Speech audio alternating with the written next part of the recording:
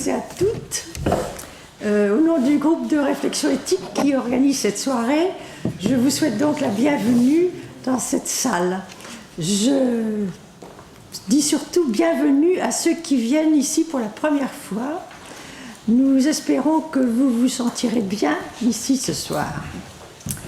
Vous êtes très nombreuses et très encourageant pour nous, pour nos activités à venir dans le reste de l'année, et nous vous en remercions beaucoup. Mais nous remercions surtout le professeur Dick Howard d'avoir bien voulu venir de si loin, puisqu'il habite à New York, mais il a bien voulu interrompre son séjour parisien pour venir jusqu'à nous. Alors vous avez vu sur la petite plaquette avec laquelle vous vous êtes sans doute inscrit, plus ou moins, c'est-à-dire cette plaquette-là, vous avez vu qu'il est professeur émérite de philosophie à l'université de Stony Brook à New York. Vous avez vu qu'il a écrit de nombreux livres, dont 3 qu'il a écrits directement en français, que vous pourrez donc lire ensuite pour continuer ce que vous aurez entendu ce soir. Je sais que plusieurs parmi vous le connaissent sans l'avoir jamais vu, mais pour l'avoir entendu souvent sur France Inter et sur France Culture pour commenter les élections présidentielles ou certains événements américains ou français. Je crois qu'il a pris encore la parole à France Culture la semaine dernière. Oui. La semaine dernière à France Culture, il y en a peut-être à 18h, il y en a peut-être parmi vous qui l'ont entendu. Alors je vais lui laisser tout de suite la parole. Je rappelle simplement qu'après son exposé, vous pourrez lui poser toutes les questions que vous voudrez et que la réunion s'achève en principe à 22h15. Voilà. Ça, parce que ça c'est l'enregistrement. Bon, merci Claire. Merci à vous tous d'être venus ce soir. Je vais essayer de survoler 200 ans d'histoire des 2 États qui se veulent des exceptions historiques, et je vais essayer de le faire en 30 minutes à peu près, afin d'ouvrir un débat et sans entrer dans ce qu'on pourrait appeler la cuisine politicienne qui s'agite en ce moment. Comme vous le savez, aux États-Unis, quelques hommes m'ont vu là au coin, assis tranquillement, regardant mon petit iPhone pour voir si jamais ils auront résolu cette histoire de conflit. Et la réponse est non. Moi, personnellement, je reviendrai à la fin à cela. Mais je vais commencer avec la question du populisme. Alors, attends une seconde. Est-ce que tout le monde entend? Très bien. Pas très bien, bon. Bon, là, ce pauvre micro... Attends, il est juste posé, parce qu'il y a quelque chose, ça m'a cassé. Est-ce que vous allez dire si c'est mieux là? Bon, donc... Bon. Très bien. Je vais commencer donc avec la question du populisme, qui, me semble-t-il, menace nos 2 pays comme une réaction à la mondialisation et à la financiarisation du monde qui a commencé sans doute dans la foulée de 89, de la fin du communisme des pays de l'Est, et qui marcherait bien si cette chose n'arrêtait pas de descendre. Et il y a une solution facile, je tiens le micro. Voilà, donc populisme, en quoi ça consiste, je vais essayer de l'expliquer. Je vais parler du populisme en France et aux États-Unis au début. Je vais ensuite passer par les 2 histoires et je vais revenir au populisme à la fin, au Tea Party et au Front National. Voilà, donc pour populisme, de quoi s'agit-il? Du point de vue de la pensée politique, le danger inhérent au populisme, c'est l'identification abusive du demos, de la police et de l'ethnos. Je traduis pour des non-philosophes, du citoyen, d'une part, le demos, la police, l'État, et puis l'ethnos, l'identité ethnique. Et le populisme, justement, n'arrive pas à se décider entre ces deux choses, et ça donne lieu à une ambiguïté dans l'auto-représentation de la démocratie. J'entendais ce matin, par exemple, un débat où il y avait une très gentille, très posée jeune femme qui représentait le Tea Party et qui expliquait carrément que les États-Unis ne sont pas une démocratie, mais plutôt une police, si l'on veut, une société où il y a un gouvernement représentatif. Donc pour elle et pour le Tea Party, populisme, démocratie, ça veut dire une sorte de, on appellerait ça en français, une démocratie d'opinion, une démocratie qui fonctionnerait par sondage, une démocratie où par exemple un groupe de députés Tea Party à l'Assemblée pourrait dire, tiens, oui, c'est vrai, vous avez voté. Ça a été approuvé, cette loi sur la réforme de la santé, mais maintenant, non, l'opinion est contre vous, donc on va y revenir. Au lieu de suivre le chemin normalement, qui serait, bon, vous êtes contre, vous allez faire campagne, vous allez trouver une nouvelle majorité, vous allez voter une autre loi ou abolir cette loi-là. Curieusement, ce populisme, donc, ce populisme du Tea Party, disons, refuse la distinction entre l'État et la société. Tandis que, si on prend le Front National, c'est curieux, là, vous ne verrez jamais le Front National prétendre que, oui, la loi qui est votée doit être abolie sans qu'on revienne sur les formes représentatives. C'est-à-dire, aux États-Unis, la démocratie serait quelque chose d'immédiat. En France, la démocratie passerait par l'État et le Front National ne mettrait jamais en question une loi votée par l'État. Pourquoi? D'où vient cette différence? Maintenant, je recule pour mieux sauter. La différence, je crois, vient tout simplement de la différence entre nos deux révolutions. En France, il existait un État depuis la fin de la guerre de 100 ans. L'État est légitime dans ce pays depuis ce temps-là. Et du coup, en 89, lorsque la révolution, les révolutionnaires prennent le pouvoir, leur idée, c'est de se servir de ce pouvoir donc, existant pour créer une égalité citoyenne. Donc, on se sert de l'État pour façonner la société. D'abord créant une égalité citoyenne et puis par la suite, au fur et à mesure que les idées sociales, éventuellement socialistes, gagnent du terrain, on va essayer de créer l'égalité sociale. Tandis que aux États-Unis, quelle est la situation? Là, vous avez un pays qui consiste en 13 colonies qui dépendent de l'Angleterre. Et la révolution de 1776 va justement être une révolution, une guerre d'indépendance et une révolution, si vous voulez, contre l'État. Et ce ne sera que plus tard, en 1787, que les Américains se mettront à créer un État.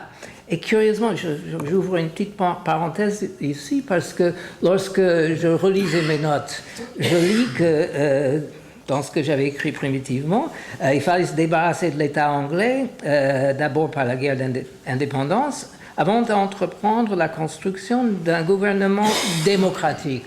Or, en fait, je crois qu'on ne cherchait pas aux États-Unis à créer un gouvernement démocratique.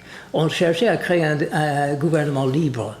Ce qui est peut-être autre chose, et ce qui expliquerait justement, par exemple, nos affinités pour la séparation des pouvoirs, pour Montesquieu, etc. etc. Toujours est-il, donc, qu'on comprend que les Français d'aujourd'hui continuent à se tourner vers l'État pour résoudre leurs problèmes, tandis que les Américains s'en détournent comme la source de tous les maux. Par exemple, une des questions qu'Hidlet voulait à laquelle Hidlet voulait que je réponde, pourquoi il y a aux États-Unis cette fameuse défense de la liberté, entre guillemets, de la liberté de porter des armes? n'est-ce pas, une liberté protégée par le deuxième amendement de la Constitution, c'est-à-dire protégée par la Déclaration des droits. Pourquoi cette idée qui semble aux Européennes et qui me semble aussi une idée un peu stupide, surtout par nos jours, enfin. Mais pourquoi les Américains s'y sont tellement attachés? Je crois que ça vient de très loin. De même que l'étatisme des Français vient de très loin. Je me souviens à un moment, je parlais à un ami qui dirigeait les pages culturelles de la Croix, et on parlait justement des archives de la Croix, et c'était tenu par un homme qui vieillissait, etc. Et je demandais à mon ami qu'est-ce qu'on allait faire quand cet homme disparaîtrait. Il répond tout simplement, et c'est quelqu'un que, je dirais son nom, c'est pas un secret, c'est Jean Lebrun, que vous connaissez, beaucoup d'entre vous connaissez par la radio, etc. Et il dit tout simplement, on va demander que l'État nous donne une bourse pour qu'on arrange ça. Donc, spontanément, on se tourne vers l'État. Tandis que l'Américain, donc, reste attaché à cette liberté très ou anti-étatique.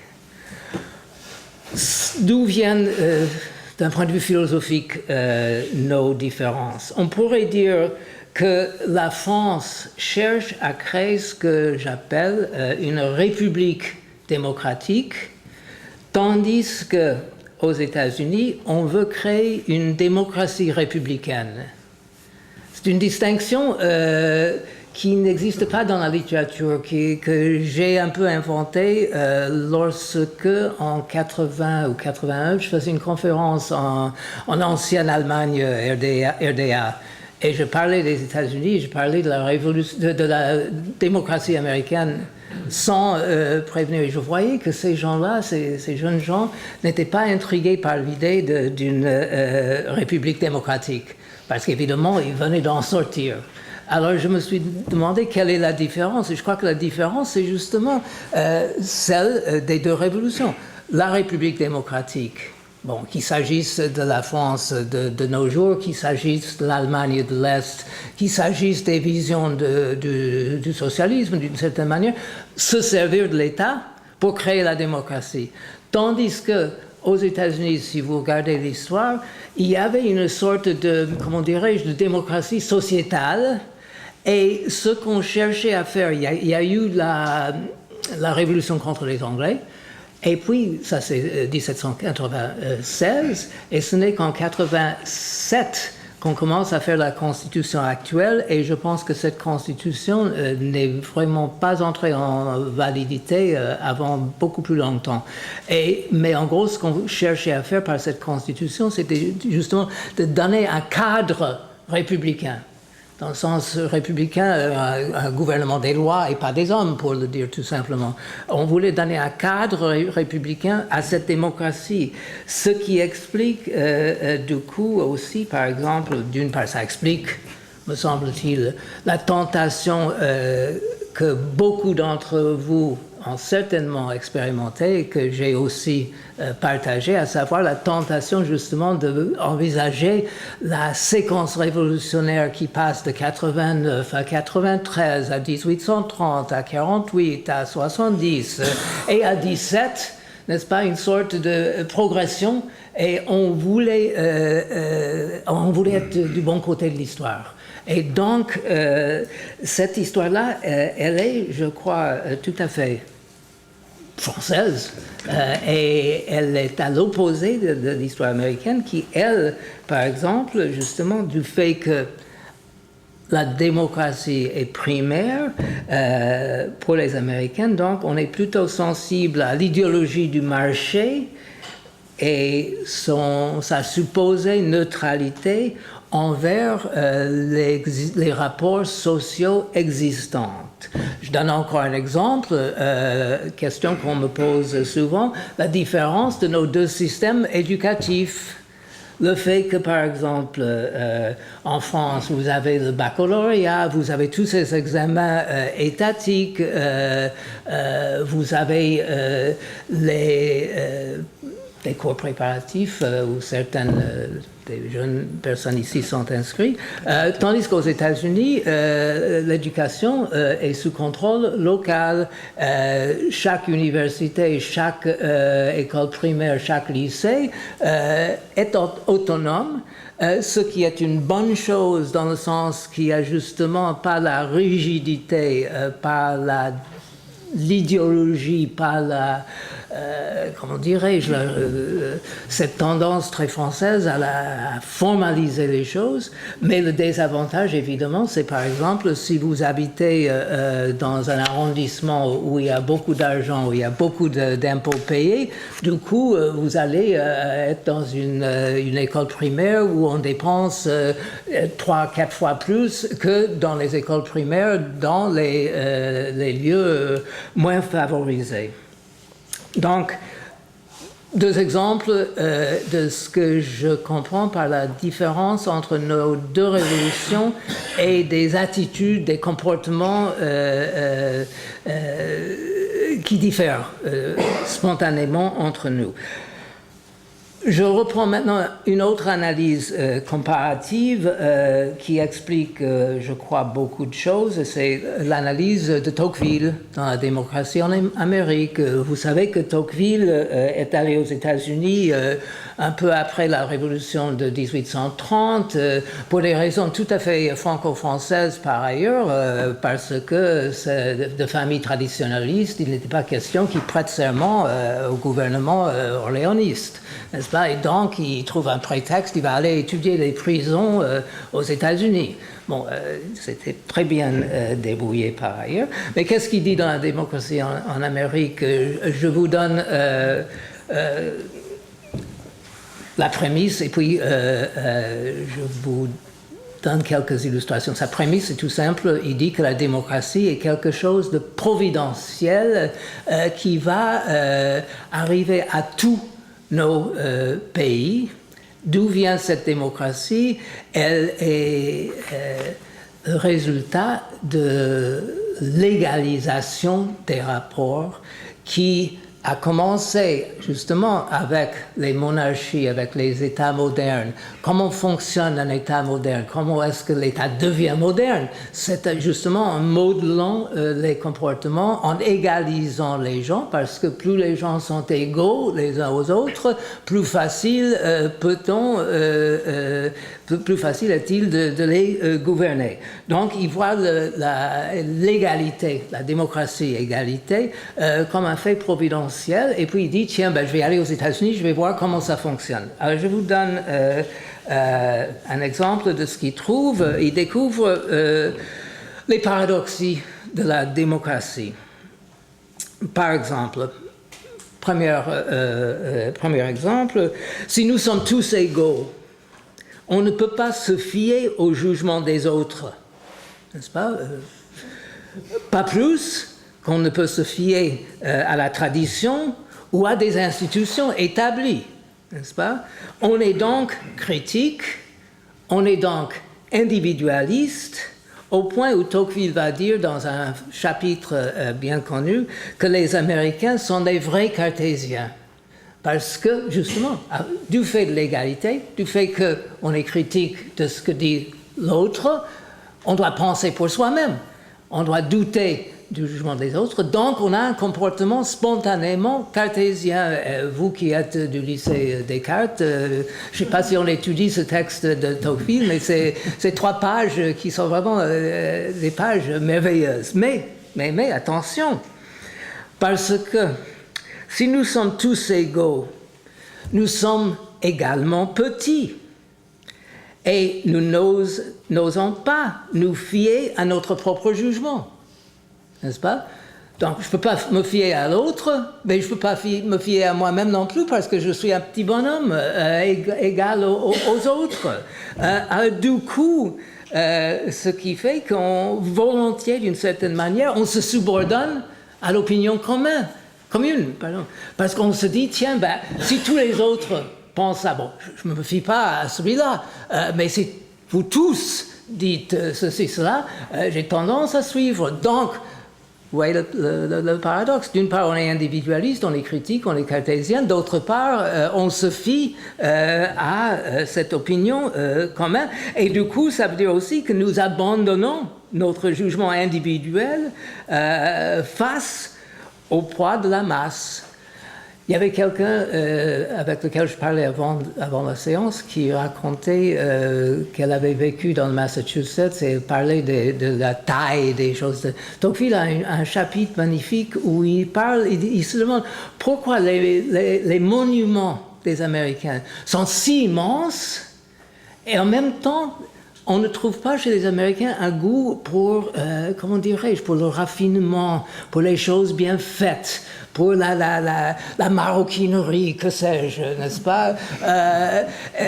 Et justement, c'est ce paradoxe. Je veux les monuments grands parce que je ne me fie pas à moi, et en même temps, je ne peux pas apprécier ce raffinement parce que c'est quelque chose d'aristocratique, c'est quelque chose qui ne sied pas. Bon, je pousse le paradoxe encore un peu plus. Comment sortir de cette contradiction, si vous voulez, entre les deux implications de l'égalité? Voilà, pour sortir, il va falloir trouver un autre critère de la vérité. Et quel va être ce critère? C'est très simple, ça va être la réussite, le pragmatisme, n'est-ce pas? Oui, on est dans cette situation paradoxale. Je ne peux pas me fier qu'à moi-même, mais moi-même, je suis un petit bonhomme. Je ne peux pas non plus me fier à l'opinion, parce que ça, c'est pas bien non plus. Du coup, ce qui marche, c'est ce qui réussit. Donc, on n'est pas seulement cartésien, on est pragmatiste. Question pour les philosophes, par ailleurs, quel est le rapport, donc, entre le cartésianisme et le pragmatisme, qui sont supposés être au pôle opposé de l'histoire de la philo, mais ça, c'est pas notre problème pour ce soir. Je laisse la question ouverte. Je note simplement que Tocqueville écrivait évidemment dans les années 1830-1840 et les conditions sont tout à fait différentes de nos jours. On pourrait dire, et on pourrait se poser la question, aujourd'hui, l'influence qu'il reconnaissait a été transformée, et maintenant, au lieu de parler d'influence dans le sens tocquevillien, c'est aujourd'hui la puissance de l'affluence à laquelle nous sommes confrontés. Donc, influence est remplacée par affluence, et à cet égard, je reviens sur l'Amérique maintenant. Autre question qu'on me pose souvent, le rôle de l'argent dans la vie politique américaine. Et là encore, d'où ça vient? Ça vient de l'idée que les corporations, les entreprises ont un statut de personne juridiquement, et du coup la Cour suprême, d'abord en 1976 et surtout en 2010 avec l'arrêt Citizens United, la Cour a décrété que comme d'une part une loi qui restreindrait les dépenses des partis politiques serait une manière d'enfreindre à la liberté des individus. Du coup, l'argent a libre cours. Et ça a été empiré en 2010. C'est une des explications de la montée du Tea Party. C'est l'une des explications. Je donne un autre exemple qui me frappe. Vous vous souvenez peut-être en 2012, lors des primaires républicaines, il y avait beaucoup de candidats. Il y avait un candidature complètement idiote qui n'avait aucune chance. C'était la candidature de Newt Gingrich, l'ancien chef du Parti républicain. Cette candidature a été financée par un homme, un magnat du casino qui s'appelait Adelson, je crois, qui a donné 4 millions de dollars. Et du coup, Gingrich est resté dans la course, ce qui a eu l'heureux effet peut-être de contraindre Romney à se droitiser, du coup ouvrant le centre au Parti démocrate. Bon, mais je laisse ça, je dis tout simplement, je conclue de ça que cette aberration vient encore de notre idée américaine que la liberté est une liberté de l'individu, comme l'individu doit, c'est une liberté de l'individu contre l'État, et la prémisse de cette idée, c'est justement qu'aux États-Unis, on n'a pas de vrai État, on n'a pas de vrai concept de citoyenneté, et je vais y revenir à propos justement de la réforme du système de santé. Mais avant d'y venir, je reprends une autre question qu'on me pose souvent, et c'est la question de l'immigration. Et comme vous le savez, ou beaucoup d'entre vous le savent, je crois, une des grandes réformes de ce deuxième mandat d'Obama devait être une réforme de l'immigration. Cette réforme était voulue non seulement par ses partisans du côté démocrate, mais aussi par beaucoup d'entrepreneurs, beaucoup de grands industriels, parce qu'on a besoin de main-d'œuvre. On a un taux de natalité à peu près égal à celle de la France, mais quand même, pour les retraités, on aurait besoin d'admettre beaucoup plus d'immigrés. Mais comment est-ce qu'on intègre les immigrés dans la société américaine? On a une recette qui est à la fois très bonne et très problématique. Elle est bonne parce que c'est une intégration par le social. J'illustre ce processus en citant le titre d'un très joli livre.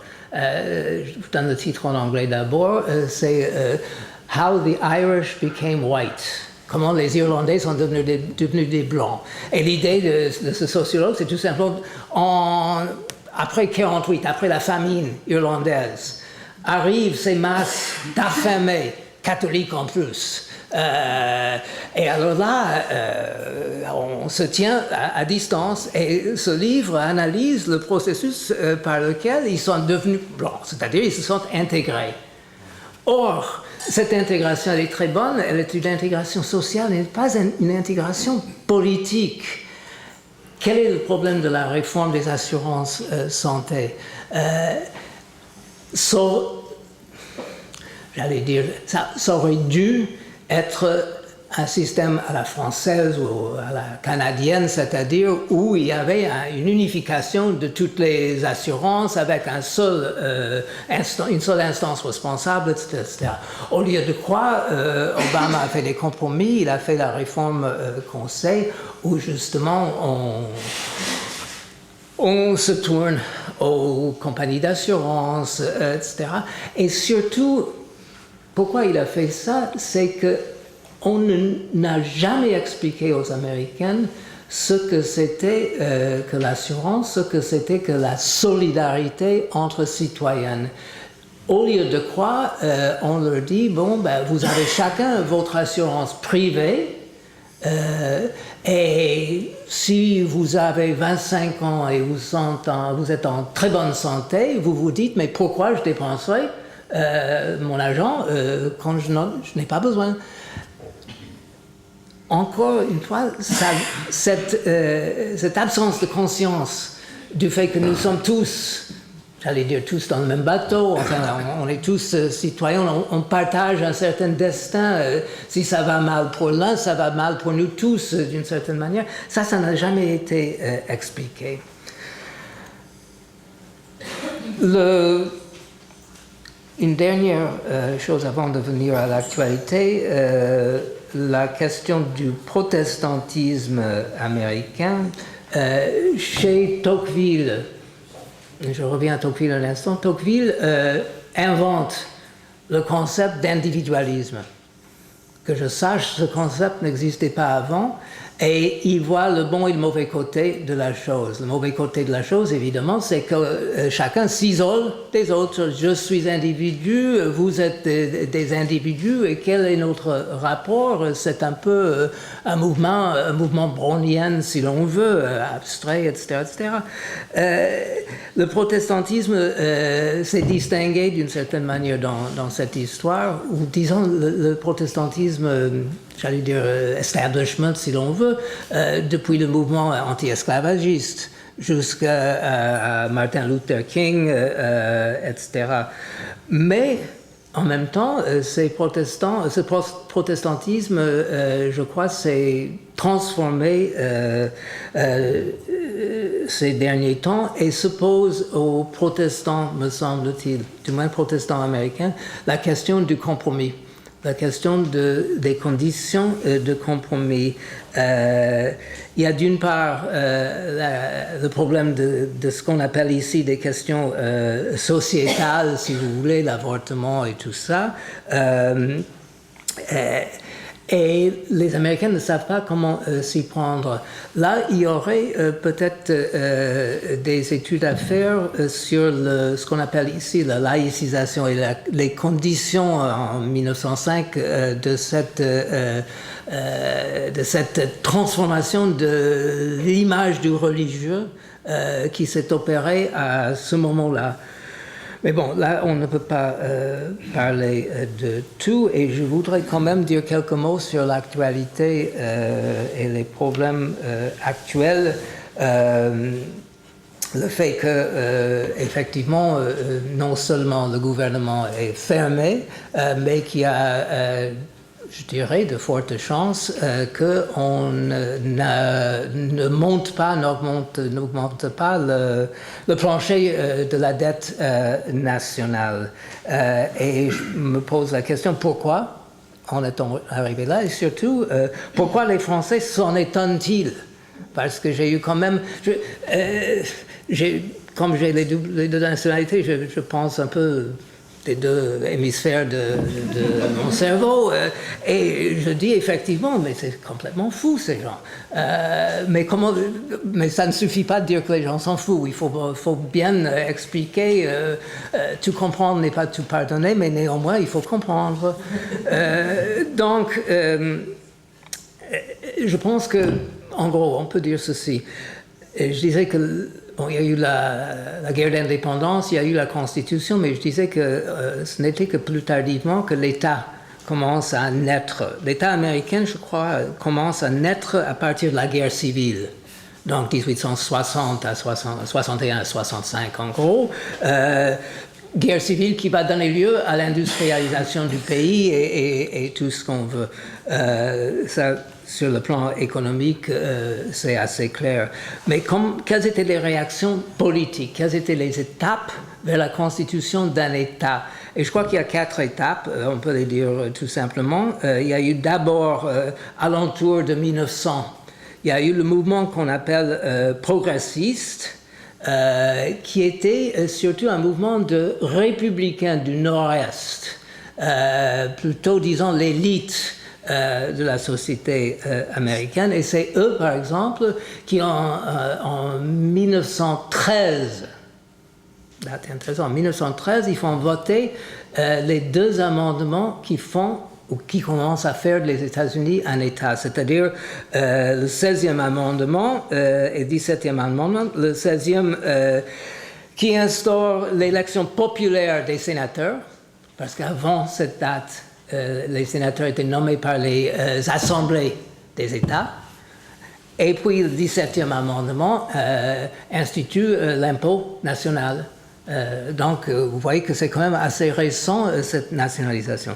Deuxième étape vient plus vite, ça va être le New Deal du démocrate Franklin Roosevelt, qui va unir plusieurs factions dans cette création de l'ébauche d'un État social.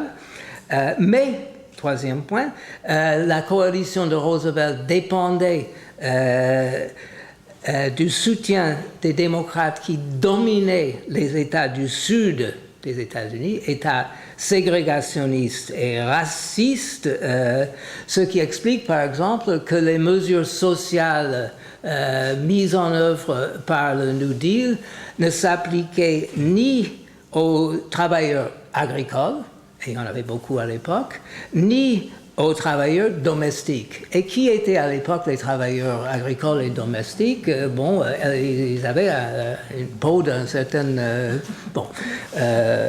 Donc, quatrième étape vers la constitution d'un État politique, ça va être le mouvement des droits civiques pour compléter la création de cet État national. Et on pourrait, ou on aurait pu, selon vos opinions politiques, penser que l'élection de Barack Obama en 2008 était la consécration, disons, de la création d'un État politique américain. Mais alors, et j'avoue que j'étais de ceux qui pensaient et qui disaient à peu près ça, et je me souviendrai toujours de cette soirée électorale. On était à Times Square, j'étais avec le groupe France Inter, France Culture, etc. On était au-dessus de Times Square, au 42e étage, je crois, et on voyait des gens qui arrivaient. C'était fantastique. Et bon, toujours est-il qu'actuellement,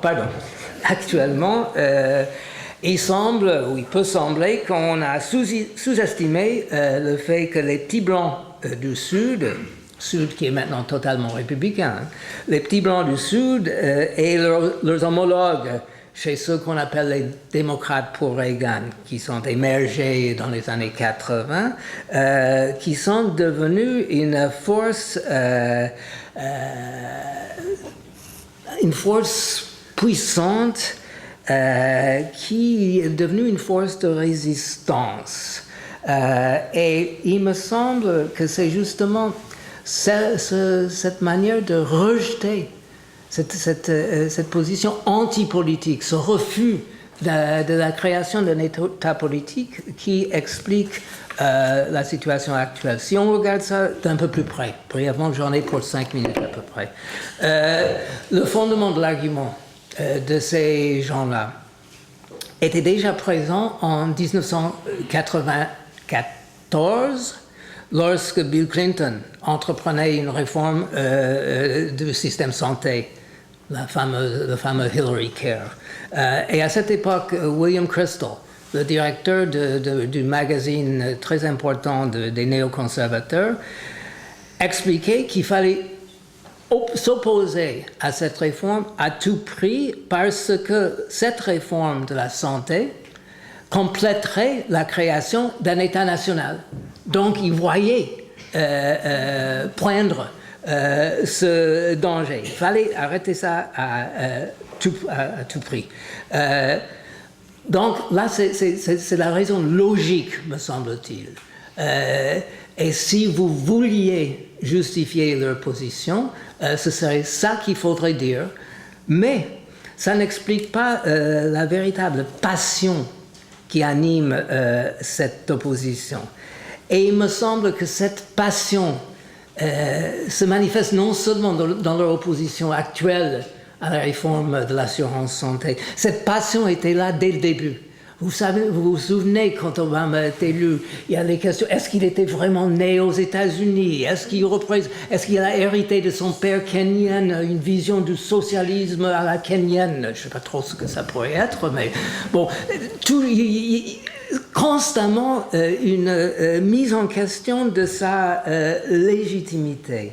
Et cette opposition virulente, me semble-t-il, à mon grand regret, comme une manifestation de la présence toujours latente, mais toujours réelle, de ce racisme qui a été et qui est la plaie de la société américaine et qu'on n'a pas... J'ai tendance à être optimiste, peut-être qu'on est en train peut-être que le deuxième mandat d'Obama, je ne sais pas. En tout cas, je ne l'ai jamais dit. Vous êtes les premiers à l'entendre de ma bouche, mais je l'ai écrit, j'ai proposé plusieurs papiers, donc c'est pas un secret. Alors se pose la question, et là je reviens au Front National, Tea Party et tout ça, se pose la question comment prendre fin de cet affrontement aux États-Unis, à la fois constitutionnel et politique. On pourrait croire, on pourrait espérer que les têtes plus rationnelles sauront proposer un compromis acceptable. Après tout, on a eu une configuration similaire en 2011. Les mêmes questions se sont posées et puis on en est sorti. Peut-être on en est sorti aussi parce que Standard & Poor's ont décrété que l'Amérique devrait perdre son AAA financier. Et donc, bon, mais et d'ailleurs, cette fois aussi, Wall Street semble être contre les républicains. D'ailleurs, l'opinion est de plus en plus contre. Je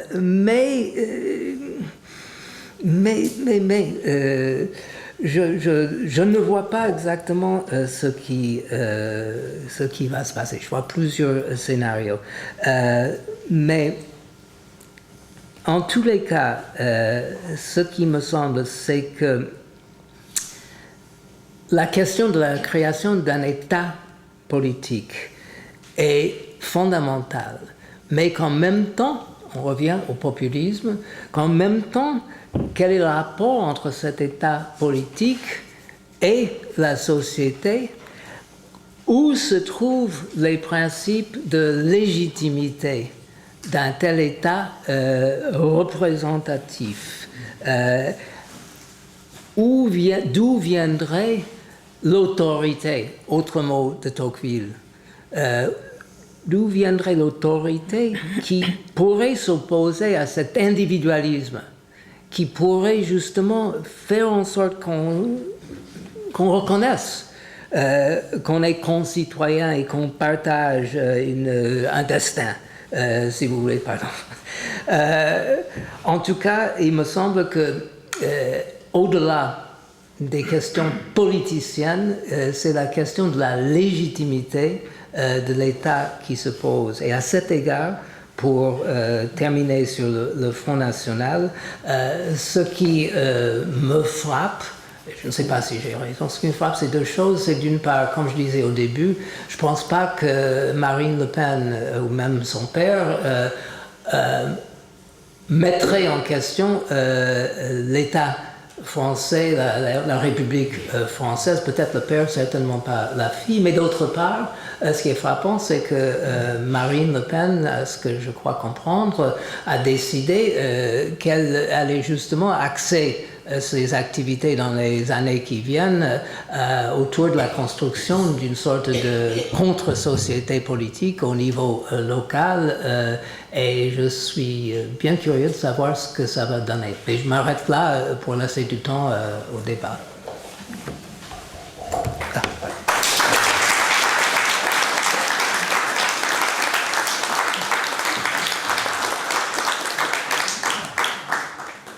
Bien, je crois que vos applaudissements montrent à quel point vous avez apprécié ces exposés. Je remercie Dick Howard d'avoir exposé toute cette fresque, si je puis dire, avec tant de pédagogie et d'une façon si vivante, et aussi d'une façon si nouvelle. Alors maintenant, merci encore, donc, Dick. Et maintenant, vous allez pouvoir poser les questions que vous voudrez. Il y a 2 micros qui vont circuler. Je vous remercie donc de poser des questions brèves, dans le respect des opinions de tout le monde. Et selon notre habitude, nous commençons en tout cas par dire pas plus de 2 questions par personne pour que tout le monde puisse s'exprimer.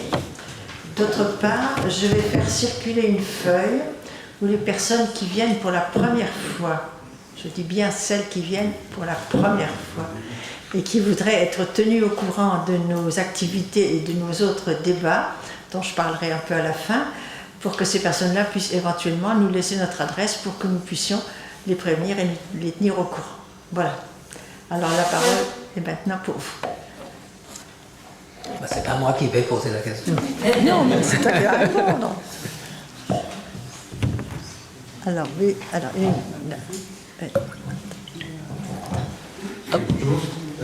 vous avez parlé tout à l'heure à propos de Tocqueville, de l'individualisme des Américains qui les conduisait à être des gens qui doutent d'eux-mêmes, qui ne font pas confiance aux voisins ni à eux-mêmes.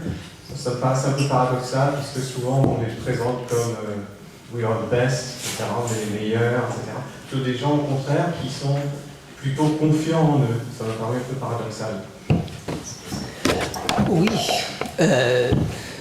C'est là où, justement, le pragmatisme entre comme une sorte de manière de boucler la boucle. C'est que nous avons réussi. C'est pas simplement qui nous sommes, c'est ce que nous avons fait. Mais il est vrai, je pense à autre chose, l'un des documents fondateurs du pays que j'aime beaucoup et que Ronald Reagan aimait beaucoup, ce qui m'a surpris. C'est un document d'un divin protestant qui s'appelait Cotton Mather, et ça s'appelle La Cité sur la colline. Et il dit justement, nous devons être comme une cité sur la colline, c'est-à-dire on devrait nous regarder et vouloir nous imiter. Mais imiter quoi? Imiter nos réussites, qu'il s'agisse d'une réussite, bon, vous connaissez comme moi, sans doute, beaucoup connaissent Max Weber, l'éthique protestante, etc.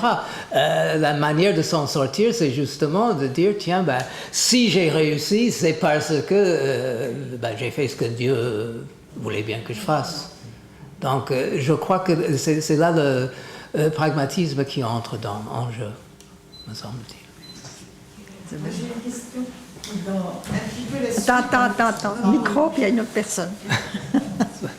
Vous avez parlé du souci de liberté et aussi après de ce que la notion d'égalité avait pu apporter comme un petit peu comme trouble. Mais il me semble que cette civilisation a oublié le troisième mot qui est sur le fronton de nos églises, où est la fraternité. Ben oui, non, mais c'est exactement ma question. Mais attention, je crois qu'il faudrait distinguer entre la fraternité et le destin partagé d'une certaine manière. C'est-à-dire la fraternité, bon, les banquets en 1948, où là on a visité cet après-midi le musée du compagnonnage, qui est très impressionnant. Hein. Là il y avait une fraternité, mais c'était une fraternité, je pourrais dire, politique. C'était pas que nous étions par hasard ensemble. C'est que nous avons voulu être ensemble, nous avons pris des mesures pour être ensemble, nous nous identifions, nous prenons soin les uns des autres. Donc là, je dirais que c'est une fraternité politique, alors que, bon, vous vous souvenez des fameuses scènes Noël 1914. La fraternisation entre les Allemands et les Français. Ben, ça n'a pas duré, hélas. Donc, il y a quelque chose entre comment dirais-je, entre une fraternité chaude, passionnelle, et une fraternité politique. Et je pense qu'en France, cette fraternité politique s'est incrustée au fur et à mesure que l'État s'enracinait. Et que le problème actuel, c'est justement le problème français actuel, c'est justement la disparition de cette confiance. Je pense pas que le président normal soit exactement ce qu'on veut, mais on ne voulait pas non plus un président monarque. Ni non plus un président, comment définir l'autre là, Sarkozy. Enfin, donc il y a vraiment une question d'autorité qui se pose dans nos sociétés. Pour autant, et d'autant plus, si vous voulez, qu'on tient à notre, j'allais dire, individualité, qui n'est peut-être pas la même chose que l'individualisme par ailleurs. Mais donc, oui, la fraternité. Et encore une fois, j'ai été horrifié par la manière dont on présentait cette réforme de la santé. Parce qu'on sait tous, rationnellement, je sais pas, je vais traverser la rue, je vais être renversé par un motard, et puis on voit les suites. Donc, ils n'ont pas réussi à nous convaincre qu'on était citoyens. Les citoyens sont les corporations, sont les richissimes qui de plus en plus influencent la politique. C'est ça ce que je crois. Oui,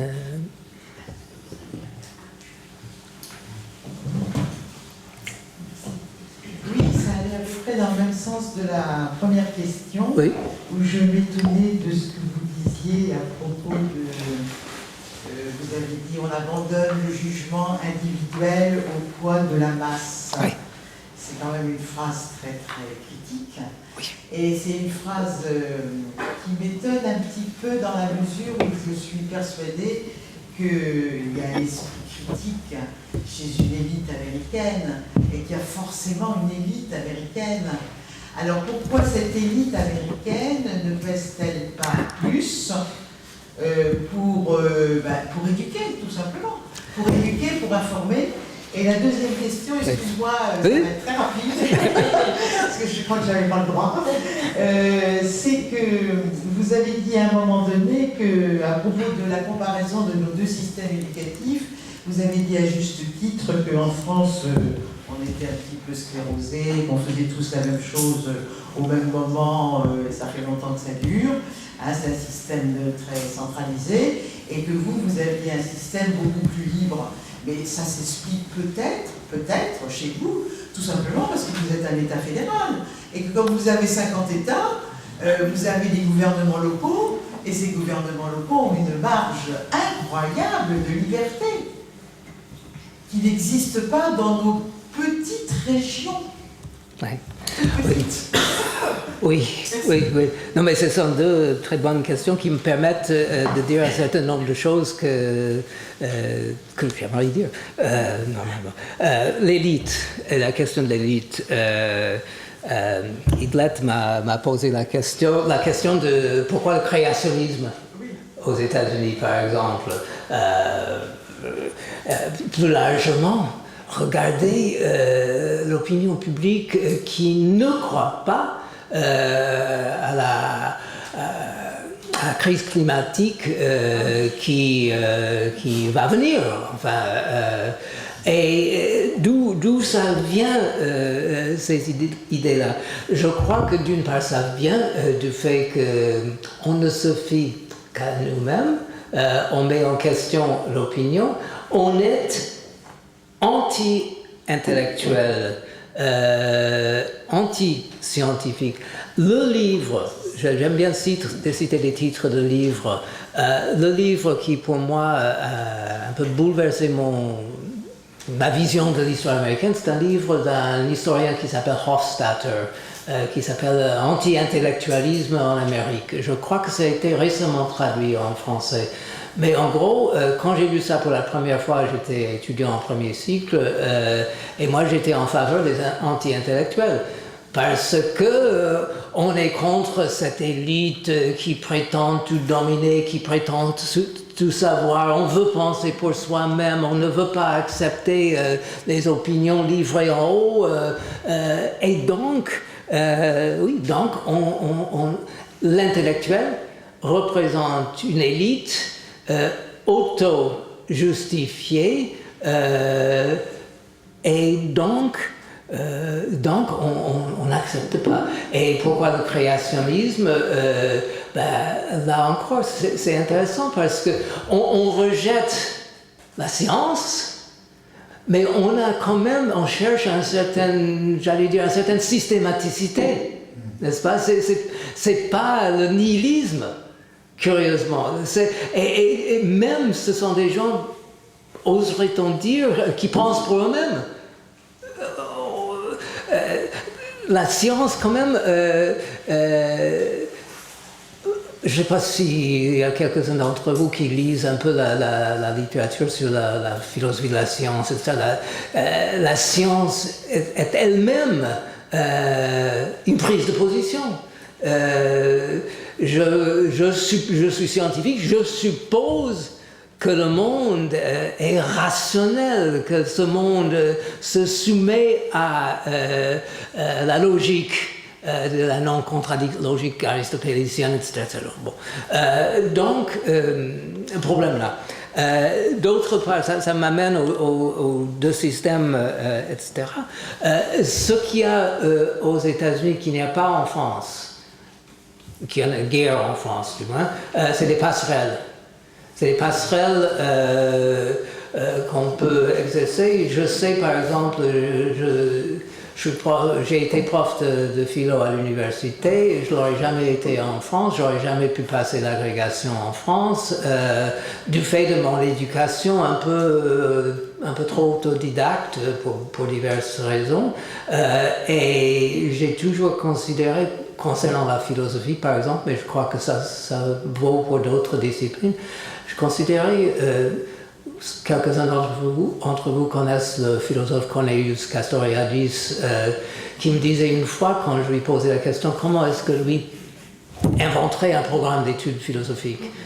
Il avait une idée que je trouve brillante. Il dit, j'ai 7 ou 8 jeunes étudiants, je dis, bon, celui-là c'est Platon, celle-là c'est Aristote, là c'est encore Saint-Augustin, excuse-moi, etc., etc.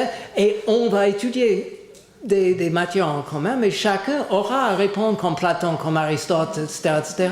Et du coup, son idée, c'est que si on comprend un philosophe, si on comprend un penseur plus largement, on est capable de tout comprendre.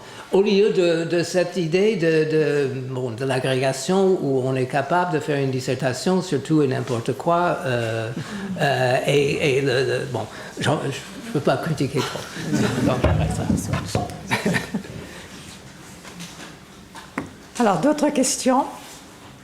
Passe-moi donc un peu d'eau, s'il te plaît, non? De l'eau. Ah, il y a quelqu'un là. Là. Passe-moi de l'eau. Ah, pardon. Vous avez dit tout à l'heure que tous sommes sur le même bateau, mais que cela n'a pas été expliqué aux Américains. Oui. Alors je me demande si on pouvait leur expliquer si ce n'est pas contraire à leur culture fondamentale liée au passé des pionniers. Ben, c'est la question que je me pose. Est-ce que justement nos deux histoires font de nous des prisonniers, créent en nous des réflexes? Est-ce que ce sont peut-être pas des prisons, mais est-ce que ce sont des cultures qui ont la vie longue? Ou est-ce qu'il y a justement des formes institutionnelles qui permettent un changement? Et comme j'ai vécu moi-même des changements, qu'il s'agisse du mouvement des droits civiques, j'étais étudiant au Texas dans une société ségrégée. On a vécu, j'ai vécu ici quand même en France, mai 68, où je l'ai écrit dans un papier à l'époque. J'avais l'impression que les Français parlaient anglais. Et il y avait, ceux qui ont plus ou moins mon âge se souviendront des réunions des communistes trotskistes et je ne sais pas quoi d'autres, où on vous expliquait en long et en large. Et tout d'un coup, ça a changé. Et puis, bon, il y a eu évidemment 89. Mais de quoi s'agit-il? Il y a une phrase que j'aime bien d'un critique d'art qui s'appelle Harold Rosenberg, qui définit, il dit, qu'est-ce que c'est qu'un communiste? Il écrit dans les années 50, qu'est-ce que c'est qu'un communiste ou un militant communiste? Il dit, c'est un intellectuel qui ne pense pas. Et c'est très bien, je trouve, parce qu'il est intellectuel, parce que, bon, je sais pas, les Français et les Anglais envahissent le Suez. Il va réfléchir, il va rappeler tous les exemples historiques qu'il y a, donc c'est pas un inculte, mais il ne va pas penser. Il ne va pas penser ce qui est unique à la chose. Et donc, il me semble que dans ces cas de changement, ce qui se passe, c'est qu'il y a des formes de jugement qui entrent. Je me permets un petit excursus de 4 phrases sur Emmanuel Kant qui distingue 2 formes de jugement. Il y a le jugement logique qu'il appelle substantif. Vous avez une loi, vous avez un phénomène et vous subsumez le phénomène sous la loi, comme ce communiste face à Suez, par exemple. Puis il y a le jugement qu'il appelle réflexif. Vous êtes devant une toile, vous la trouvez belle. Comment justifiez-vous votre jugement? Il n'y a pas de critères objectifs. Il faut discuter.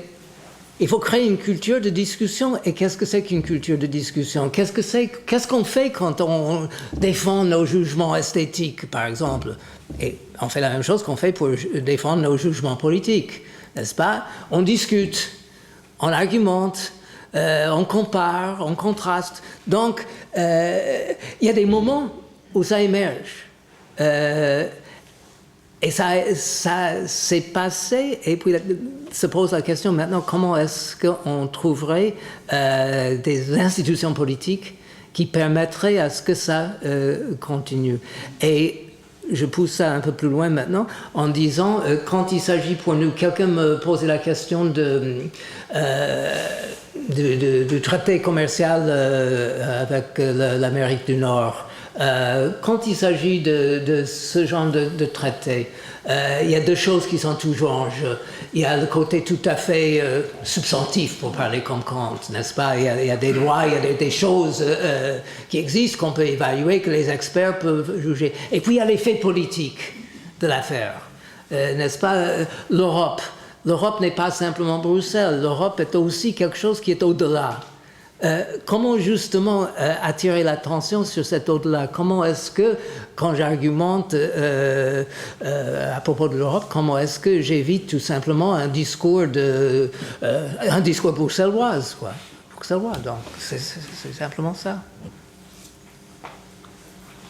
Ensuite, là-bas. Devant. Oui, bonsoir. Je voulais demander, est-ce qu'il n'y a pas une contradiction entre la méfiance qu'ont les Américains envers l'État, dont vous avez parlé, et en même temps l'idée très forte de ce que c'est d'être américain et l'exigence? Vous avez parlé par exemple, il fallait qu'Obama produise son certificat de naissance et prouve qu'il était américain. Il y a quelques années, il y a eu un comité du Chambre des représentants sur les activités non américaines qu'on ne pouvait pas imaginer en France. Donc il y a vraiment une exigence, on a une idée de ce que ça va être d'être américain qui est très fort, et en même temps une méfiance vers l'État. Vous avez tout à fait raison de rappeler ce comité qui était le comité qui a été créé en 1936 ou 1937 pour découvrir, dénicher les soi-disant communistes au sein du gouvernement, et ça a duré... ça a toujours été présent jusqu'au milieu des années 60. Quand j'étais assistant à la fac au Texas, je devais signer un papier qui affirmait que j'étais pas membre de telle et telle, il y avait une liste de une 60aine d'organisations auxquelles je ne devais pas adhérer. Donc il y a ce concept un-américain. Vous n'avez pas de traduction. Ça n'existe pas. Donc il y a quelque chose là, mais en même temps, vous avez ce phénomène d'Américains qui se reconnaissent entre eux, comme des Français se reconnaissent entre eux dans des pays étrangers, j'entends. Il y a quelque chose comme Bourdieu dirait un habitus, n'est-ce pas, une manière d'être. Est-ce qu'on en est fier? Peut-être, surtout dans ce sens, pour revenir au fédéralisme, Et il faut dire que la plupart des Américains n'ont pas de passeport, n'ont pas voyagé, donc il y a un provincialisme. Quand vous allez dans une grande ville, dans un état du Midwest par exemple, ma mère qui habitait Cleveland, qui est quand même une grande ville, je lisais son journal local, il me fallait 10 minutes max pour lire ça. Et même ce qui était marrant, parce qu'il reprenait souvent des papiers qui étaient parus dans le New York Times, mais il raccourcissait, c'est un peu comme, comment ça s'appelle, 24 heures ou des trucs comme ça. Oui, 20 minutes. J'avais minutes quelque part, mais je me souviens que minute c'est quand même un petit canard de droite. Donc, bon. En tout cas, je crois qu'il y a la fierté des ignorants. Non, la fierté des provinciaux qui jouent là. Et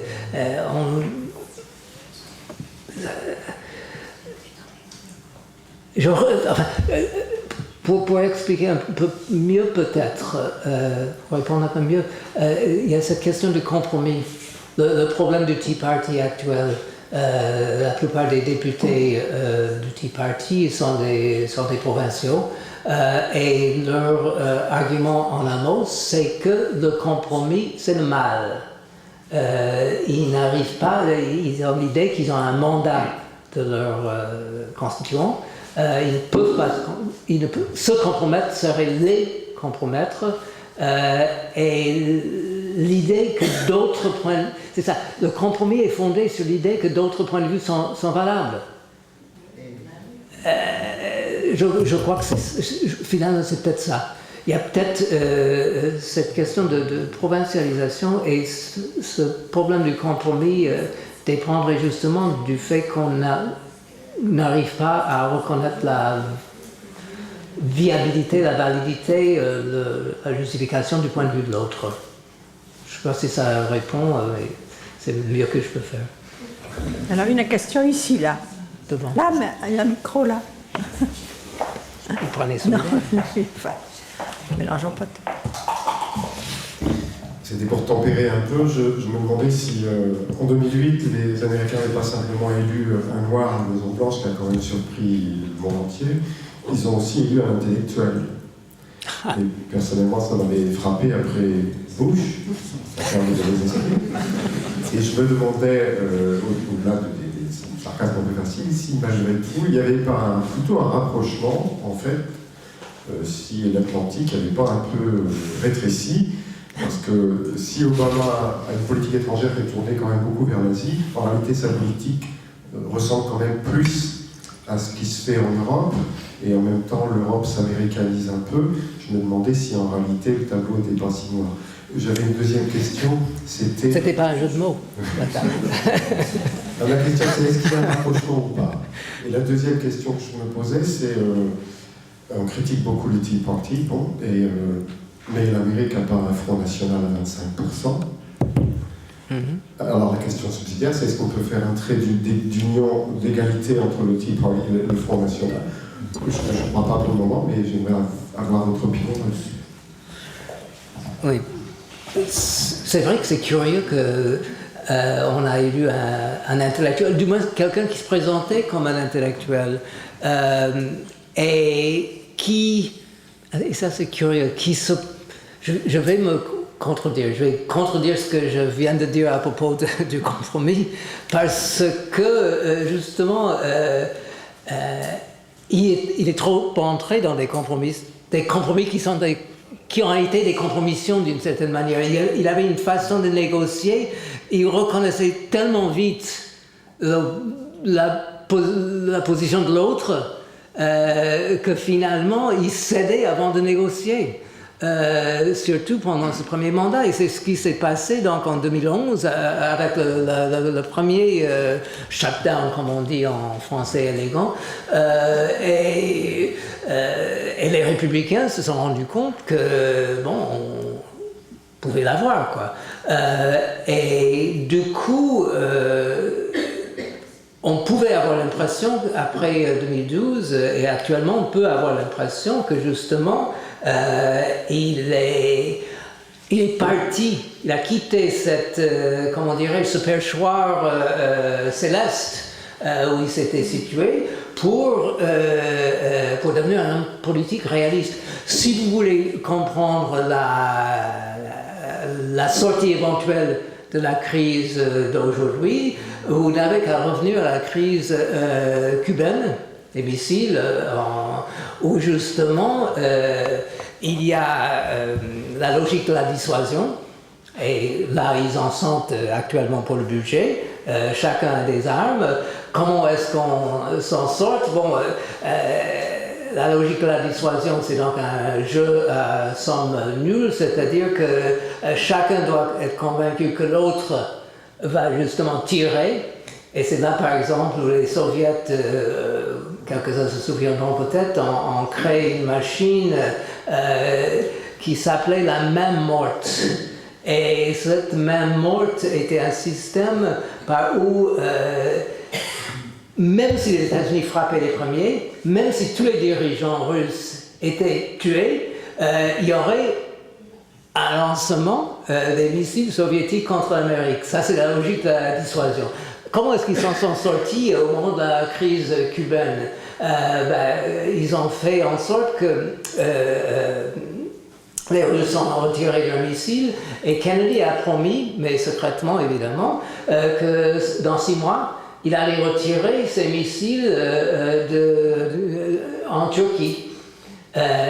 Il faudrait trouver une solution pareille. Qu'est-ce que je dis par là? Je dis qu'effectivement, je crois qu'Obama est revenu non pas à la politique missionnaire de Bush, mais à la politique, à la réelle politique.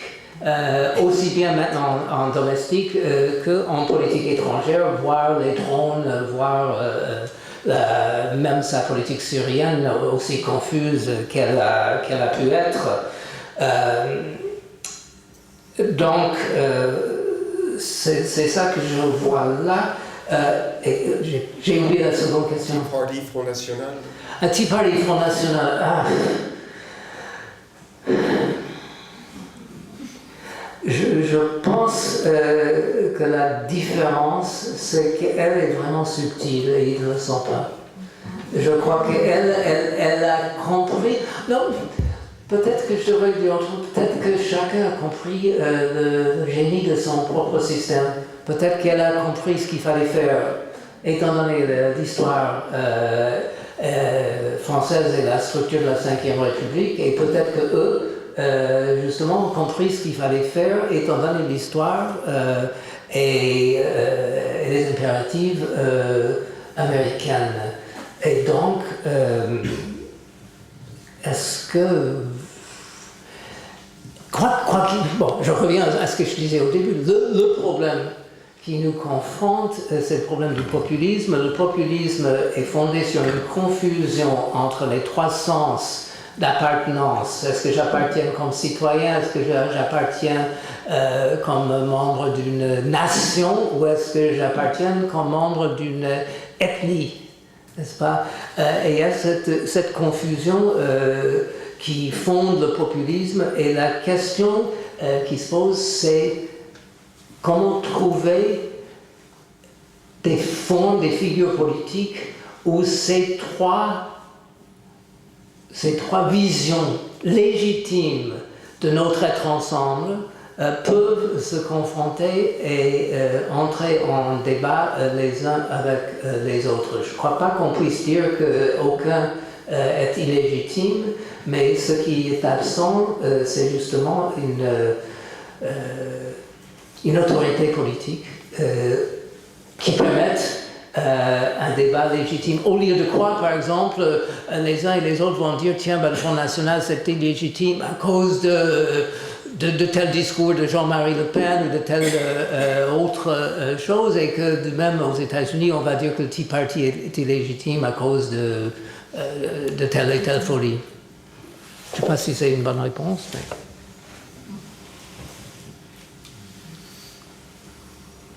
Alors, oui, bon.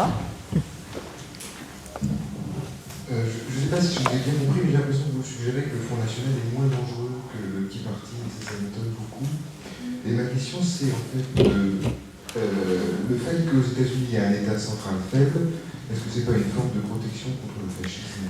Est-ce que c'est pas Une forme de protection contre le totalitarisme ou le fascisme, mais au contraire, l'État fort des pays européens ne constitue-t-il pas toujours un danger pour les citoyens? Pour prendre un point de vue américain, c'est-à-dire un point de vue, on se méfierait d'une construction étatique qui peut toujours se retourner contre la population. Je dirais que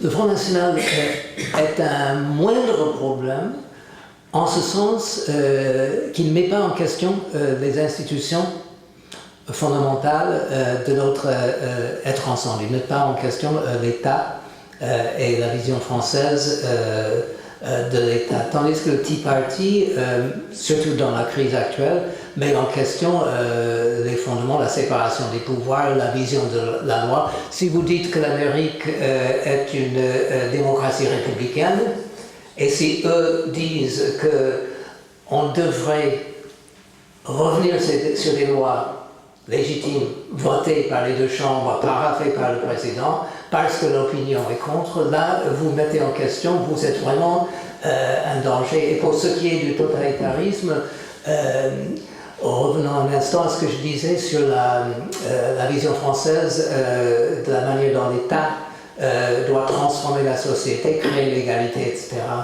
Je pense, il faudrait discuter dans le monde, mais je pense que justement, si vous prenez la série, donc 93, 1830, etc., 1917, je crois 17, la Russie, le totalitarisme va venir de cette vision-là d'une transformation par en haut, qui a moins de danger par en bas, à moins que la République, c'est-à-dire donc le cadre des lois, le gouvernement des lois, soit mis en question. Et c'est là le danger que représente le Tea Party.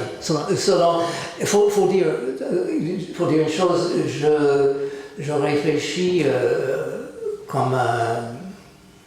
je réfléchis en termes politiques et pas en termes, mettons, économiques, etc. Si on parlait en termes... parce que votre question est légitime en ce sens que, par exemple, l'autre danger chez nous, c'est l'argent.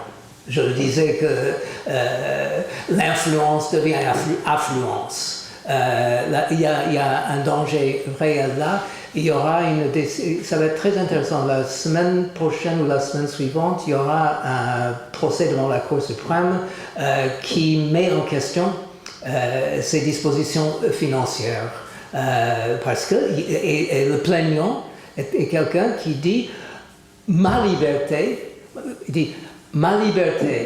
est une liberté de la parole. Si je ne peux pas dépenser autant d'argent que je veux à faire des pubs, etc., pour faire entendre ma parole, c'est un déni de ma liberté. Et c'est ce procès-là qui va être devant la Cour dans 15 jours. Il y aura une décision sans doute peut-être avant les élections de 14. Donc, dans ce sens, je vous donne raison, là il y a un danger, mais en parlant de Tea Party, c'est vraiment une question de séparation des pouvoirs, de constitutionnalité et de la défense de la République. Une république pervertie par l'argent. Il y en a eu beaucoup. Et effectivement, il y en a une, la romaine, qui justement en a péri. Mais c'était aussi par une corruption des mœurs, et pas simplement par l'argent. Mais là, on ne va pas faire l'histoire romaine. Mais attends, juste quand même parce que les questions sont un peu rares et comme il y a une anecdote que j'aime beaucoup et que vous allez pouvoir utiliser dans les prochaines deux dîners avec des amis. Il y a la Révolution américaine, comme vous le savez, c'est 1776 et c'est l'année de la Déclaration de l'Indépendance. Il y a 3 autres documents écrits en langue anglaise qui sont parus en cette même année de 1776. Et je ne vais pas poser la question comme si on était en classe, je vous donne la réponse tout de suite. Donc, il y a la déclaration, il y a le livre de Adam Smith qui s'appelle, comment ça s'appelle, Adam Smith, Richesse des nations. Richesse des nations. Il y a, troisièmement, il y a le fragment sur l'utilitarisme de Jeremy Bentham, l'anglais. Le premier document, n'est-ce pas, de la vision utilitariste de la société. Et puis le quatrième document, qui est peut-être le plus fondamental du point de vue de la, comment dirais-je, de la culture américaine, c'est l'apparition du premier volume de l'histoire de Rome de Gibbon, le déclin et chute de l'Empire romain. Et là, d'une certaine manière, la conscience américaine, cette idée de la richesse, la corruption des mœurs qui justement entraîne le déclin de cette glorieuse république. Bon, j'arrête. Vous me direz si vous citez ça au prochain dîner. Vous me mettez un note en bas de page. Alors, à qui le tour? Oui.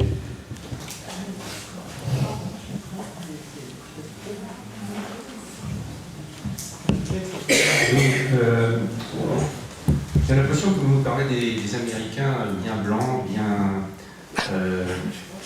comme il faut, mais il y a aussi des Américains hispaniques, il y a des Américains noirs, des Américains de toutes origines. Est-ce qu'ils pensent tous de la même façon parce qu'ils sont Américains? Est-ce qu'il y a des mouvements de contestation de la façon américaine de voir les choses, par exemple chez les hispaniques? Est-ce qu'ils pourraient voter différemment de ceux dont vous nous avez parlé? Vous connaissez le joli mot allemand Jein, oui et non. D'une part,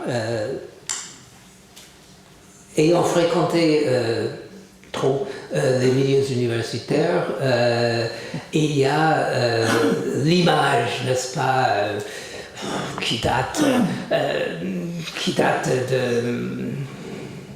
de la révolution cubaine, sinon avant. Vous savez qu'aujourd'hui, c'est l'anniversaire de l'assassinat de Che Guevara. C'est pour ça que vous portez tous des vêtements noirs. Bon, mais il y a toujours cette France Fanon, n'est-ce pas, l'idée que, soit par la violence, soit par d'autres manières, on est toujours en révolte, toujours en train d'imaginer les choses. Là, c'est certainement vrai. Ça ne fait pas des gens qui pensent de façon radicalement différente. Les universitaires, avec la théorie néocoloniale, etc., ceci, cela, je pense qu'ils sont un peu à côté de la plaque. Mais il est vrai qu'on ne vit pas tous de la même manière. Et il est intéressant de voir comment se métissent les choses. Je parlais de compromis, là je viens de me dire comme ça en réfléchissant à votre question, est-ce que le mot métissage ne serait pas mieux que le mot compromis d'une certaine manière? Est-ce qu'il ne faudrait pas un jugement politique métissé? En tous les cas, d'une part, il y a des sociologues qui poursuivent ça et tout le monde sait qu'il y a des visions différentes. De même qu'il y a une vision différente chez les blancs pauvres. La statistique la plus frappante d'une certaine manière pour ces dernières 5-6 années depuis la crise, c'est que les 1% ont eu 95 ou 96% des gains. Et les autres sont restés à peu près égaux. Il y a eu quand même ces mouvements de Occupy Wall Street et tout ça. Mais comment transformer ça en une vision qui dépasse le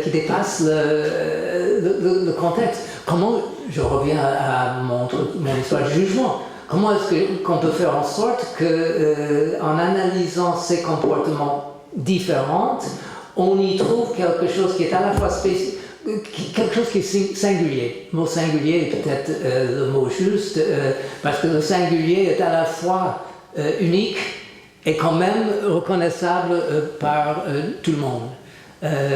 Et donc, qu'est-ce qu'il y aurait chez ces, chez ces milieux, disons, pour prendre un terme neutre, qu'est-ce qu'il y aurait chez eux qui serait singulier, qui mériterait qu'on en prenne conscience, que ce soit, comme disaient les choses, bon à penser. Et là, c'est tout le travail. Je crois que c'est tout le travail de l'intellectuel. Je dirais, pour ce qui est de la France, la capacité de faire ce genre de travail, de faire ce genre de traduction, et ce qui m'a toujours attiré à la revue Esprit, quand Idlette m'a présenté, elle avait mentionné le fait que j'appartiens au comité de rédaction de cette revue depuis très longtemps. Et là, il y a quelque chose c'est un peu ça le but de leur travail. À cet égard, le numéro du mois passé, de août-septembre, sur les partis politiques, contient des papiers qui sont assez étonnants. C'est la meilleure chose que j'ai vue sur les partis politiques français. C'est à propos du Front National, pour revenir là-dessus, je conseille la lecture. Ben, voilà. Ah, t'as une question là-bas, non? Ah, attention. Oui, vous avez dit, mais je n'ai peut-être pas bien compris, que c'est seulement en 1910 que le 17e amendement... 13. 1913, c'est encore pire, que le 17e amendement institue l'impôt national, oui, alors que la Constitution date de 1787. Oui. Alors, impôt national, est-ce que ça veut dire qu'il y avait des impôts locaux, ou est-ce que ce pays, pendant 20 ans et plus, s'est débrouillé sans impôts? Il y avait deux choses. Il y avait des taxes locales et il y avait les douanes qui suffisaient. Et on n'avait pas de force militaire. N'oubliez pas, j'ai sauté un peu ça dans ce que j'ai écrit, mais n'oubliez pas que les États-Unis sont entrés dans la première guerre qu'en 17. Et qu'on n'était pas tout à fait prêt à cet engagement, mais effectivement c'était aussi une étape importante.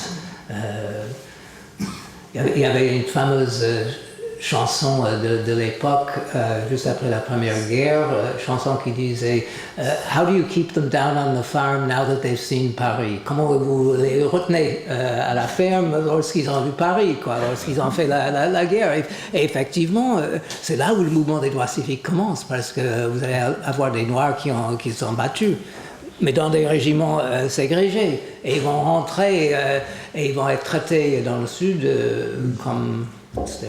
Et ils ne vont pas accepter si facilement. À qui le tour?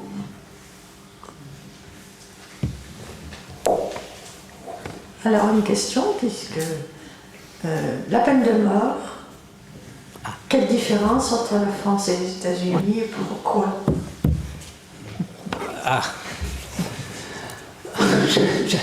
J'allais dire qu'on est un pays protestant. Et que la France... non, mais c'est peut-être pas faux. Je ne suis pas grand expert sur cette question, mais ce qu'il y a aux États-Unis, par exemple, on ne peut pas mettre à mort un condamné qui n'aurait pas une QI d'un certain niveau. On ne peut pas mettre à mort quelqu'un qui soit psychologiquement inepte. Pourquoi? La raison, c'est que le condamné doit pouvoir demander grâce. c'est peut-être protestant. Non, justement, j'essaie de réfléchir en parlant. Excuse-moi. Je n'ai pas de bonne réponse. Vous avez eu, peut-être, je ne sais pas, vous avez eu la divine surprise pour certains du moins de l'élection de Mitterrand et du rôle de Robert Badinter, il y a peut-être ça, et qu'on n'a pas eu quelqu'un de cet acabit. Il y a aussi, une deuxième chose certainement, et là ça concerne aussi l'avortement. Vous avez eu quand même la loi Veil, par exemple, pour ce qui est de l'IVG, tandis que nous, c'était la Cour suprême qui, justement, devait régler cette affaire, et ça a donné lieu justement à des réactions. D'ailleurs, soit dit en passant, à propos de la crise actuelle, le juge à la Cour qui tient la balance entre les deux factions, le juge Kennedy, a dit à propos de cette crise qu'il faudrait que les hommes politiques résolvent ça parce que la Cour ne peut plus supporter ce poids d'assumer le rôle que devrait être celui des hommes et femmes politiques. Et là encore, ça ajoute un autre aspect à la crise. Mais je n'ai pas de bonne réponse. Non.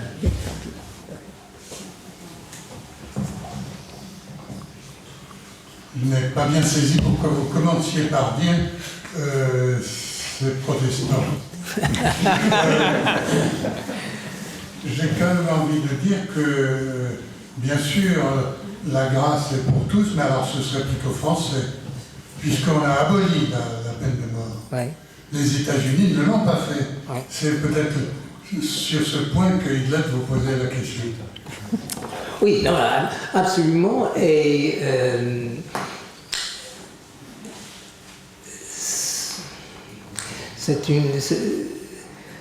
pour ce qui est de dire que c'est protestant, là, je retire, je retire mes billes.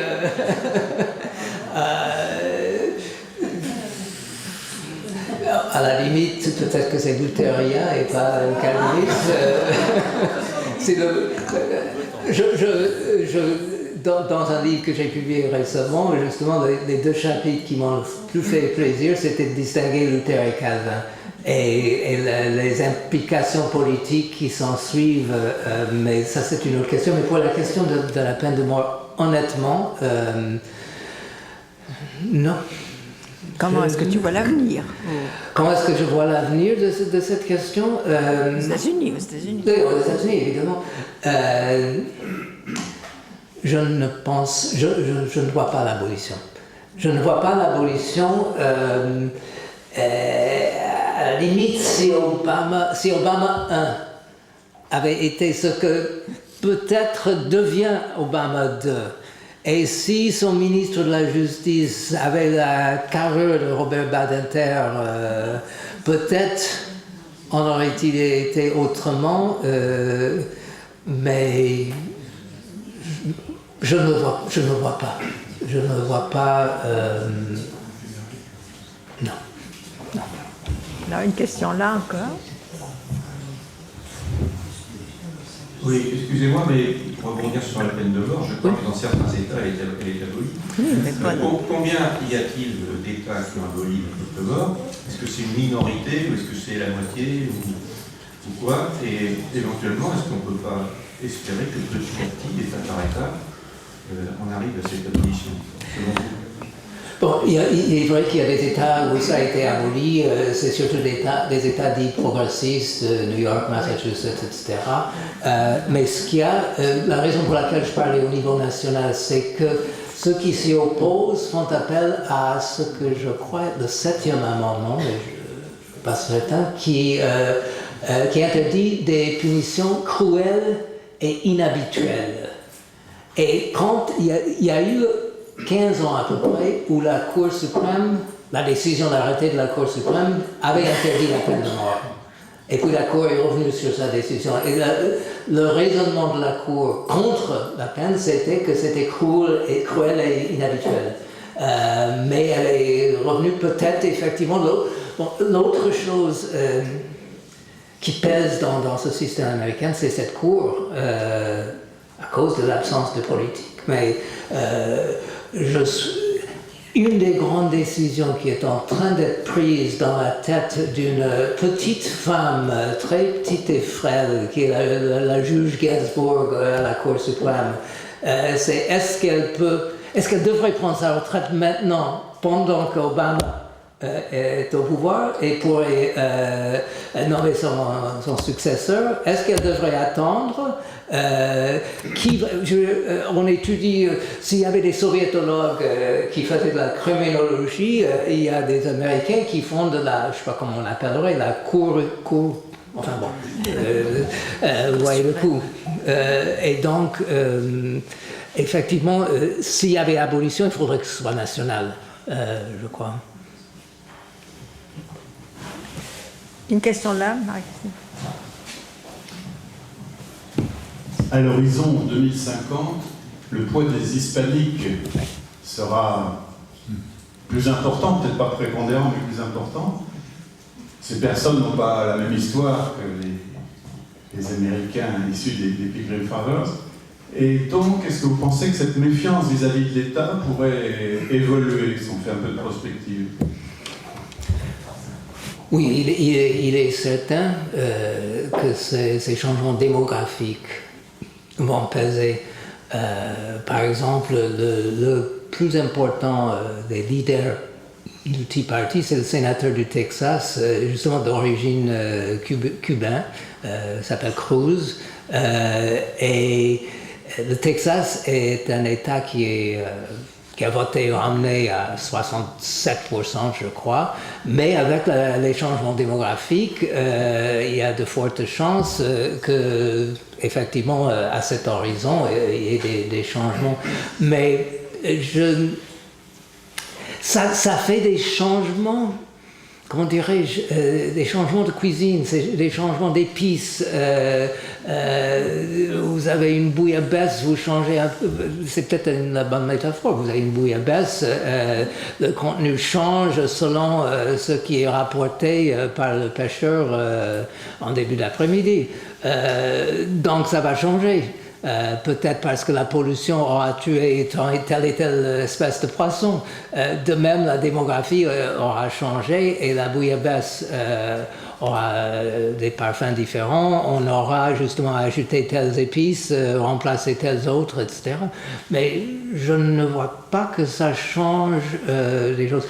La seule chose qui peut-être avoir une influence, c'est que, comme vous le savez peut-être, les États-Unis détiennent quand même une colonie. Enfin, c'est une dépendance administrée qui est le Puerto Rico, qui est fortement hispanique. Les Portoricains ont un statut qui n'est pas vraiment citoyen, mais qui n'est pas non-citoyen non plus. Ils peuvent faire le service militaire, ils paient certains impôts et pas d'autres. Et actuellement, ils sont à peu près autant endettés par tête que n'est la ville de Détroit. Et comme ce n'est pas un État, qui va payer? Et comment cette dette, aucune idée de ce que ça peut donner. C'est quelque chose qui est apparu à l'horizon il y a quelques mois. La presse commence à s'en rendre compte, mais comme on est en pleine crise, on n'en sait pas plus pour l'instant. Mais regardez le Puerto Rico. Ils produisent de bons rhums. Encore deux questions.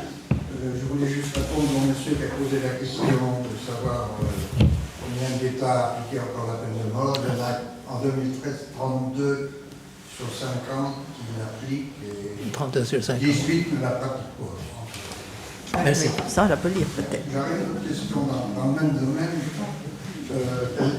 Quelque chose qui nous paraît particulièrement choquant en France, c'est ce refus quasi systématique de de signer des conventions internationales, comme par exemple la Convention pour les droits de l'enfant, où les États-Unis sont quasiment, je crois, le seul pays avec les Somalis et le Soudan du Sud à ne pas avoir signé cette convention. La Convention pour la discrimination faite aux femmes, les États-Unis ne l'ont pas signée, je crois bien, en tout cas pas ratifiée, mais je crois qu'ils ne l'ont pas signée non plus. Alors que la majorité des pays arabes l'ont signé. Il y a Kyoto aussi. Je sais qu'une des réserves est qu'elle soit compatible avec le charia. Ça n'empêche rien. D'une certaine manière, votre dernière remarque pourrait être utilisée par un diplomate américain pour justifier la non-signature en disant ce n'est que du papier, c'est pas la peine de prendre au sérieux. Mais il y a tout de même il y a autre chose. Il faut dire le pays a été isolationniste pendant presque toute son histoire. Je disais qu'on est entré dans la Première Guerre en 17, il semble que chaque fois qu'on entre en guerre, que c'est une croisade et que ça laisse des mauvaises traces. Et c'est surtout, je crois que comme un traité doit être ratifié par, d'après la Constitution, 2/3 des membres du Sénat, c'est un gros problème. D'ailleurs, une chose que je n'ai pas dite, que je profite de votre remarque pour dire, c'est que notre système constitutionnel a été bâclé dès le début, dans la mesure où l'amender est quasi impossible. Et actuellement, par exemple, il est inconcevable qu'on amende la Constitution parce qu'il faudrait de telles majorités que par exemple, le sénateur de Wyoming, qui représente 900 000 personnes, devrait en effet abolir son poste. Donc, ça ne va pas se faire. De même que la ville de Washington, qui a plus d'1 million d'habitants, n'a pas de député à la Chambre. Et pas de sénateur non plus. Donc, peut-être on pourrait imaginer qu'un deal, non, ça ne marcherait pas. Les républicains n'accepteraient jamais Washington comme un État parce que la population a une peau basanée, donc c'est pas possible. La dernière fois où il y a eu un changement constitutionnel, c'était en 1952, me semble-t-il, quand il y a eu un deal qui a permis l'entrée de l'Alaska et l'Hawaï comme État, parce qu'on savait que Hawaï allait être démocrate et Alaska allait être républicain, et donc on pouvait vous les arranger. Donc le drapeau est passé de 48 étoiles à 50 étoiles. Encore une question ou deux? Oui? Ici, le micro là.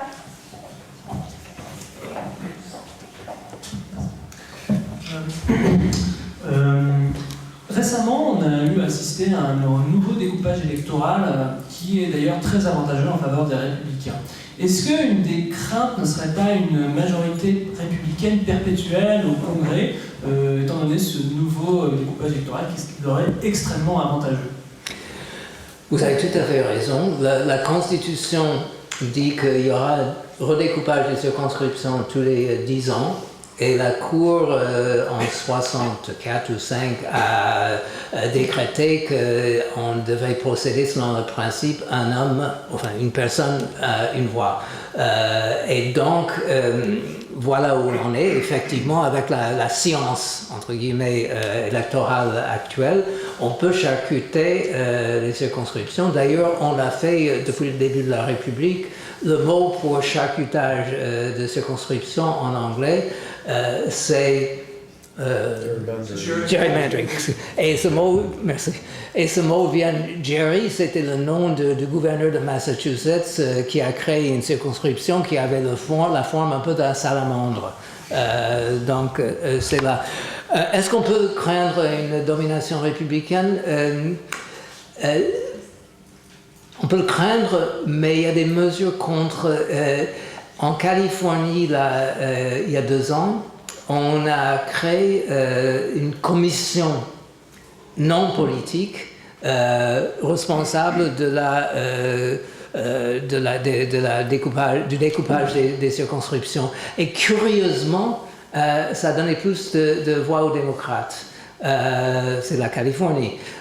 Mais en tout cas, il y a un mouvement qui essaie de faire en sorte que ces découpages se fassent de façon moins politique. Mais le danger est réel. Et le problème, je poursuis un peu votre question, parce que l'implication, c'est que vous êtes député républicain de telle circonscription où il y a une forte majorité républicaine. Vous n'êtes pas menacé à l'élection de 2014, vous êtes menacé à la primaire qui va précéder, parce qu'il y aura un Tea Party à votre droite. Et s'il y a un problème, par exemple, le Sénat actuellement, le président républicain du Sénat, enfin le leader du parti républicain au Sénat, le sénateur de Kentucky, est menacé par une primaire à sa droite. Il y a eu plusieurs cas justement où des sénateurs, des vétérans, ont perdu les primaires. D'ailleurs, si les démocrates ont gardé le Sénat en 2012, c'est parce que les républicains, dans plusieurs primaires, ont nommé des idiots, pour le dire tout simplement. Le leader démocrate, Harry Reid, sénateur de Nevada, avait eu comme opposante une femme, je ne sais pas comment décrire, et c'était la même chose dans le Delaware.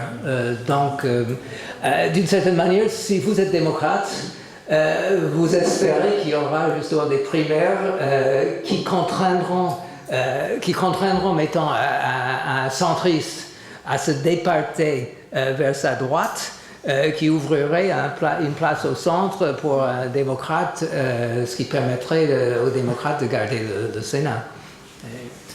Et puis, dernière chose, puisqu'on va vers la fin, avec ce problème budgétaire, si on lit les sondages actuellement, les républicains en prennent un coup, et ce qui semblait il y a 3 mois presque impossible, c'est-à-dire la prise de la Chambre par les démocrates, qui demanderait 17 démocrates, 17 nouvelles démocrates, semble être maintenant possible. On peut envisager une courte majorité démocrate à la Chambre, ce qui était le cas en 2010 quand Obama a fait voter la loi sur la réforme de la santé. Mais bon, voilà les dernières nouvelles. Merci à Google. Alors.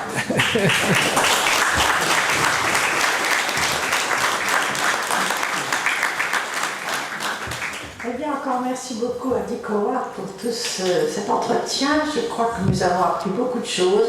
En tout cas, c'est mon cas. Je voudrais faire 2 annonces. Dick Howard nous a parlé tout à l'heure de confiance ou d'un manque de confiance. Eh bien, ce sera le thème de nos petits déjeuners débat du mois de mars prochain. Le thème retenu est exactement le suivant. Est-ce que ça vaut la peine de faire confiance ? Donc, le 15 mars, le thème sera introduit par un philosophe que vous connaissez déjà, qui ne viendra pas de New York, mais qui viendra de Tours et qui s'appelle Philippe Blanc, que vous avez déjà apprécié plusieurs fois. Au 22 mars, nous aurons M. Vincent Pétiard qui parlera de la problématique de la santé dans l'alimentation. Le titre n'est pas tout à fait défini. Le 5 avril, il sera question de la confiance dans les problèmes de santé par un dentiste. Et enfin, le 12 avril, nous aurons comme toujours un débat plutôt théologique et biblique qui s'intitulera, lui, Confiance et responsabilité, et qui sera animé par le pasteur Jean-Marc Kieffer. Donc, vous serez prévenus d'ici le mois de mars, en temps utile, de toutes les dates exactes et des horaires et des conditions. Ma deuxième annonce, avant de vous souhaiter un bon retour chez vous, c'est de vous dire que vous pouvez finir les gâteaux qui restent au fin de la salle. Voilà.